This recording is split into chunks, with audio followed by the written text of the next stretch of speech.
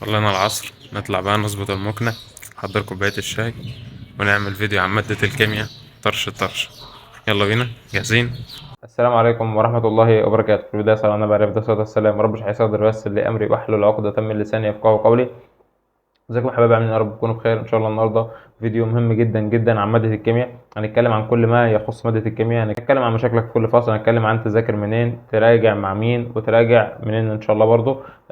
كل الحاجات دي ان شاء الله هنفرمها النهارده، تمام. وهقول لك حاجات خلاصه تجارب، يعني ناس وخلاص الناس مقفلين. انا عن نفسي الحمد لله جايب 58، والدرجتين اللي نقصتهم بسبب ان انا يعني ايه، جيت ليله الامتحان كنت بذاكر وبتاع، فمهم كنت بذاكر عضويه، ففي معادله في العضويه قلت مش تيجي، ولقيتها تاني يوم في الامتحان في وشي. دي بس الدرجتين اللي انا نقصتهم، وكان الامتحان بتاعنا صعب يعني، والناس كلها قالت انه كان صعب، ولكن الحمد لله جبت برضه 58. ولو كنت حفظت المعادله دي في ليله الامتحان كان زماني جايب 60 من 60 يعني. ولكن الحمد لله على كل حال. انا مش بقول لك كده عشان انا زعلان، لا، أنا مش زعلان ولا حاجه. وطبعا لو انت بتقول لي دلوقتي طب انت صوتك عامل كده ليه، مش متعودين على كده، لا، عشان بقول لك ان انا بسجل الفيديو ده تقريبا للمره الرابعه. غير ان في شويه كومنتات جات لي من الفيديو اللي فات، فانا يعني في ناس عقولها قد كده، فبالله عليكم اللي يسمع الفيديو يعني يفهم الكلام اللي بقوله له ايه. وانا ان شاء الله لو انت شغلت دماغك بس وفهمت الكلام اللي بقوله لك، والله العظيم يعني ما فيش حاجه في الكيمياء هتقف معاك. واي حاجه انت محتاجها اكتب لي تحت في الكومنتات، انا برد على الكومنتات كلها يعني، تقريبا ما بسيبش كومنتات ما بردش عليها. عشان خاطر اي حد ما فهمش حاجه من الفيديو بجاوبه عليها، بحيث ان انا ممكن اكون نسيت حاجه بس بعرفك هي ايه في الكومنتات. وحتى لو حد عنده نفس المشكله قرا الكومنت يبقى عارف ايه مشكلته وايه حلها. تمام. فاسمع الفيديو للاخر، طبق كل اللي اقول لك عليه وافهم كل حاجه. لو عندك حاجه ناقصه ما قلتهاش في الفيديو قول لي فتحت في الكومنتات، وانا من عينيا دي قبل العين دي. تمام تمام. جاهز جاهز. يلا بينا. اول حاجه كده حبيب اخوك، هنبدا نراجع منين؟ هنبدا نراجع من الفصل اللي هنا، ودي خطوه مهمه جدا. يعني مثلا لو انت شغال من الباب الاول للباب الخامس، ما تروحش تراجع من الباب الاول للباب الخامس، انت لسه مخلص عضويه. ابدا ذاكر العضويه الاول، راجع عضويه الاول، بعد كده ارجع راجع الباب الاول تاني. تمام. بالنسبه لمشاكلك يا حبيب اخوك في كل فصل، باذن الله هنبدا دلوقتي باول فصل معانا، هو فصل العناصر الانتقاليه والحديد. العناصر الانتقاليه والحديد، هو المشكله في العناصر الانتقاليه واللي انت المفروض تحفظه اصلا، وهو اسامي العناصر. طبعا اهم حاجه تحفظ الصيغه بتاعتها، يعني العدد الذري بتاعه، هتحفظ خواصه ايه، استخداماته ايه، المركبات اللي بتيجي منه واستخداماتها. فبالتالي الحاجات ديت ممكن تكون موجهه لك مشكله في الحفظ، ولكن انت لما تعرف تتعامل معاها ازاي انا هقول لك تتعامل معاها ازاي. اول تعامل انا بتعامل مع الحاجات دي، مثلا اللي بيكون في حفظ كتير، ببدا مثلا اشوف حرف من هنا شبه حرف من هنا واربطهم ببعض. مثلا الكلمه دي اخرها حرفين شبه الكلمه دي اخرها حرفين واربطهم ببعض. طب مثلا خواص كتير، فممكن اخد اول حرف من كل خاصيه واجمعهم في كلمه مميزه او كوميديه مثلا انا بقدر افتكرها بيها بعد كده، بحيث ان انا بروح اول ما تيجي مثلا سؤال زي ده في الامتحان اكتب الكلمه قدامي طبعا في الهامش مثلا، وكل حرف ابدا اطلع منه الكلمه والخاصيه اللي انا كنت عارفها. تمام. فدي طريقه جامده جدا في اي حاجه تحفظها وتكون صعب عليك في الحفظ. طبعا لازم تحفظ كل حاجه في الموضوع ده، عشان خاطر هيجي مثلا يقول لك عنصر بنستخدمه في كذا وفي مركب منه بنستخدمه في كذا، ايه هو العنصر ده؟ فلازم تكون حافظ الحاجات ديت، ودي درجات سهله ومضمونه في الجيب، وموضوع سهل جدا يعني. على فكره الحفظ انت بعد ما تحل كتير على الباب هتلاقي الموضوع سهل خالص بالنسبه لك. تمام. بالنسبه للباب الثاني، وهي مشكله الناس في ان هي تحفظ معادلات التحليل الكمي او التحليل الكيفي، عذرا. التحليل الكيفي يا حبيبي اخوك انا شارحه هنا على القناه في ساعه تقريبا او ساعه وربع، ساعه وثلث، حاجه زي كده. هسيب لك اللينك تحت في صندوق الوصف، اسمع التحليل الكيفي مني. بص مش هتحتاج حاجه تانية، هتتكيف فعلا. فالتحليل الكيفي مفيش اي مشكله فيه، الموضوع كله سهل. طبعا لازم تحفظ المعادلات كويس، تحفظ الالوان كويس، تحفظ الكواشف كويس، الحاجات دي كلها لازم تحفظها. تحفظ اسامي المركبات بالعربي عشان خاطر هيسالك عليها في الامتحان، يقول لك مركب فلاني بيديني لون كذا مع المركب ده ولون كذا مع المركب التاني، فايه هو المركب اللي انا عملت بيه المعادلتين دول؟ فانت طبعا لو انت مش عارف الكلام ده مش هتعرف تحل. ليه؟ لان انت لازم تكون حافظ الالوان واسامي المركبات بالعربي.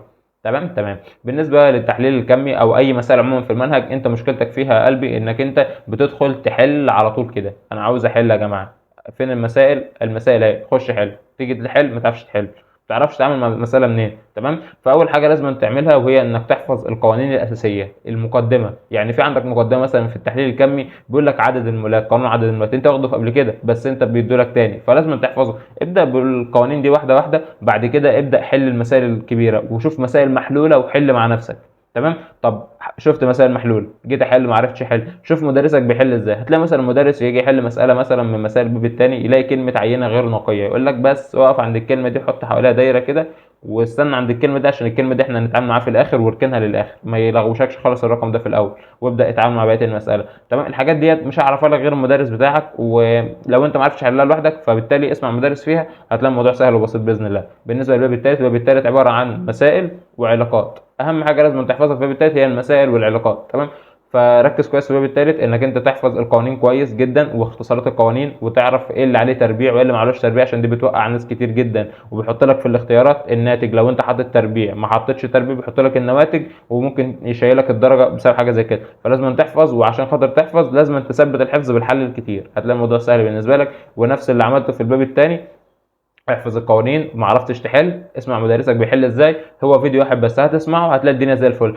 بالنسبه للباب الرابع، باب البطاريات، الباب ده كان عامل لي عقده في حياتي انا عن نفسي، يعني كان مزهقني في عيشتي. ليه؟ لان انا ما كنتش فاهم البطاريات كويس، وما كنتش حافظها، كنتش فاهم ايه الانود وايه الكاثود، ايه اللي بيترسب وايه اللي ما بيترسبش، جات ازاي الترسيب ده، حصل ليه، ليه ده ترسب وليه ده، ليه ده انود وليه ده كاثود، ايه الخلايا الجلفانيه والخلايا الالكتروليتيه، كل الحاجات دي ما كنتش فاهمها. تمام. بس لما سمعتها من مين؟ سمعتها من الاستاذ خالد صقر. تمام. انا الباب ده سمعته من الاستاذ خالد صقر، كتبت كل كلمه فيه وراه، فهمت كل كلمه وراه. بقيت انا عن نفسي لما باجي اذاكر بقيت بجيب الباب الرابع من الورق اللي انا كاتبه واذاكر منه، ما بذاكرش من الكتاب، اذاكر من الورق اللي انا كاتبه. ودي افضل طريقه ممكن تعملها في اي ماده، ان انت الحاجه العقده بالنسبه لك، اي درس مثلا في الفيزياء مثلا الاجهزه عامل لك عقده، اسمعه واكتبه ورا المدرس انت بتسمع منه كلمه كلمه، وابدا ذاكر من الورق اللي انت بتعمله ده. عينك هتاخد على الكلام، وهتبقى فاهم انت كاتب دي ليه، وعامل الدايره دي ليه، وعامل ده باللون الاحمر ليه وباللون الازرق ليه، وهكذا. هتلاقي نفسك الكلام انت اصلا فاهمه وحافظه، وكل حاجه بالنسبه لك بقت زي الفل. تمام. بالنسبه لاخر فصل معانا، وده المهم طبعا، وده اللي الناس كلها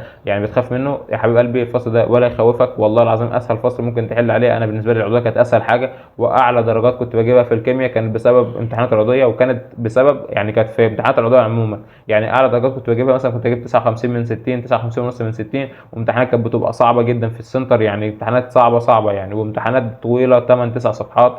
فكنت بتحل لما بتزهق، بسبب ان انا يعني فهمت المعادلات الاول بعد كده حفظتها. تمام. فلازم تفهم المعادله الاول، تفهم هي جت كده ازاي، سيبك من اللي يقول لك مثلا افهم المعادله كده ليه، دي معادله، دي كيمياء، حتى بيقول لك هي كيمياء، هي كيمياء، فدي كيمياء، انت بتذاكر كيمياء. تمام. فبالتالي لازم تفهم المعادله دي جت ازاي. صاحب قلبي، من اكتر الحاجات اللي بتسبب لك مشكله في المعادلات هي رقم واحد انك انت مش فاهم المعادله جت ازاي، فلازم تفهمها جت ازاي. تاني حاجه، احفظ اسامي المركبات بالعربي، يعني الجزيء اللي طالع ده احفظه بالعربي.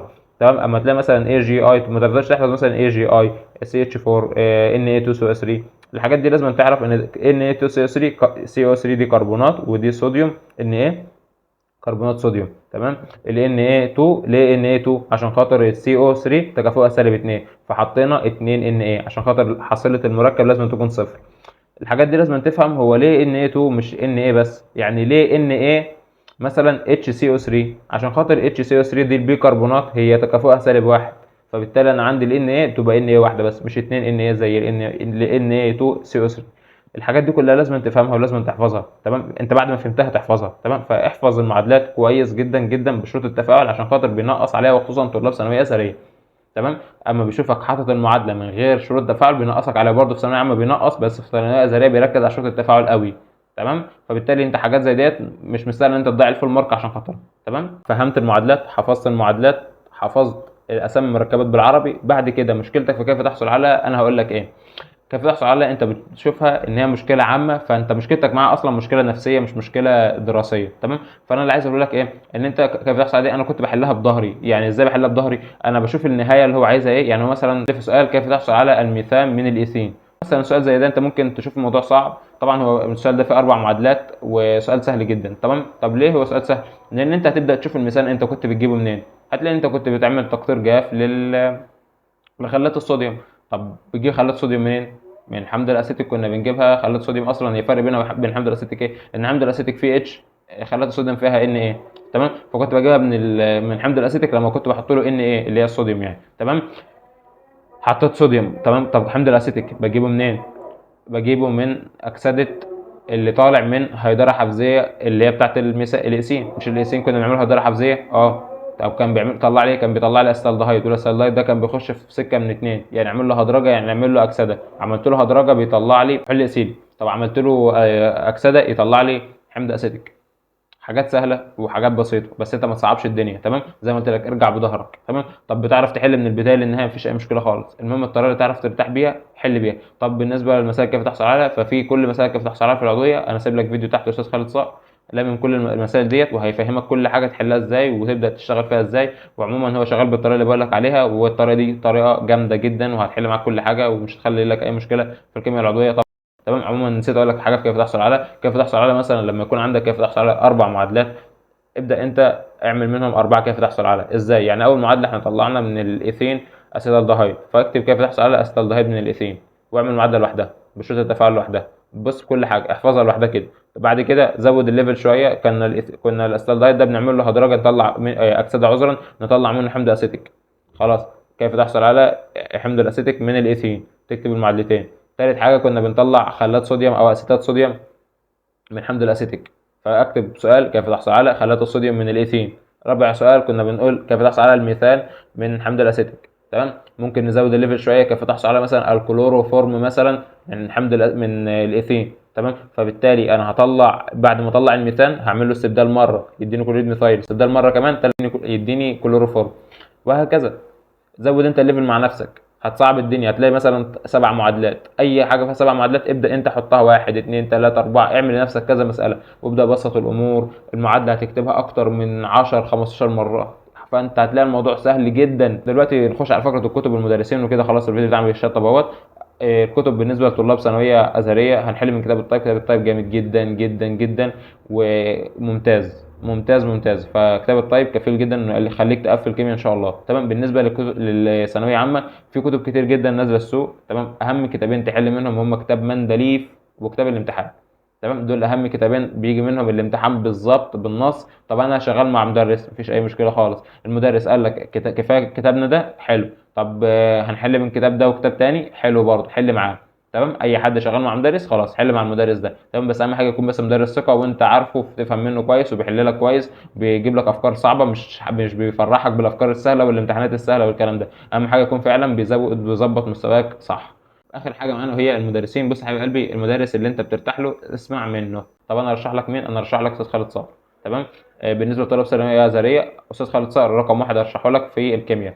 تمام، من الناس اللي بتهتم بالازهر وبتهتم بتفاصيل الازهر، يعني في التعليلات في المقارنات في الحاجات دي كلها بيهتم جدا بالحاجات ديت. فاسمع استاذ خالد صقر هيظبط لك كل حاجه باذن الله. طب هل في مدرسين تانيين؟ طبعا في مدرسين تانيين. في عندك استاذ محمد عبد الجواد، في عندك الدكتور عبد الله شمس والدكتور عبد الله حبشي، في مدرسين كتير جدا في الكيمياء. المهم اللي انت ترتاح ليه، اللي انت تعرف تفهم منه، اشتغل معاه.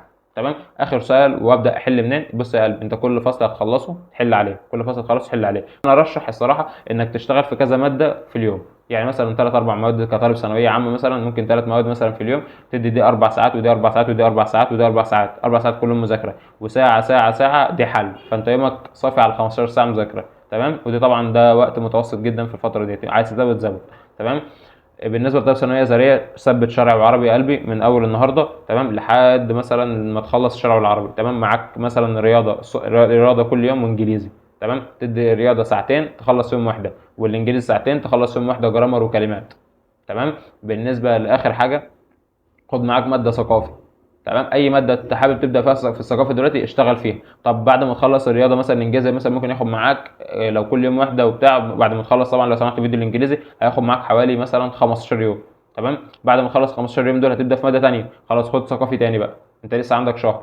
تمام، فال 15 يوم التانيين هتكون انت خلصت رياضه وخلصت انجليزي، تبدل مكان الرياضه والانجليزي مادتين ثقافي تانيين، ما فاضلكش حاجه في الثقافي كده.